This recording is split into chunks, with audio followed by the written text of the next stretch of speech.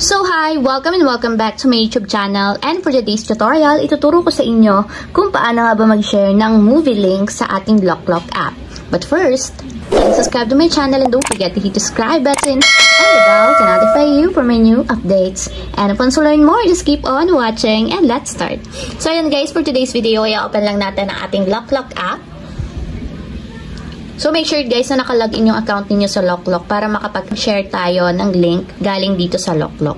So, ayan guys, pagka-open ng ating LokLok, mula dito sa homepage, pumili lang kayo ng movie na gusto nyong i-share yung link. So, for example, is mag-open ako ng isang movie. So, ito na lang guys. So, pagka-open ng movie, kung makikita nyo, meron ditong mga options sa baba. So, hanapin nyo lang dito guys yung share. So, tap nyo yung share. And kung wala dito guys yung channel na gusto nyong pag-share ng link, ang gawin nyo lang tap nyo yung more.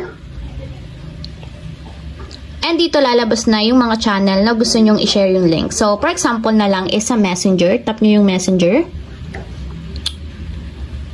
And then, pumili kayo dito kung saan nyo gustong isend yung movie link. So, once na tinap nila yung movie link na yon, automatic mapupunta sila sa movie na yan kung meron din silang LokLok app. So, pumili lang kayo dito ng person na gusto nyo pag-sendan and then tap nyo yung send dito sa right side.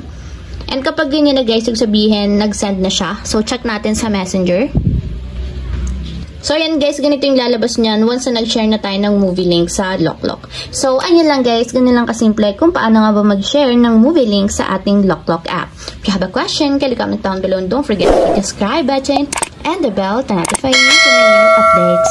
And thank you for watching! Living life, every day, late at night, not okay.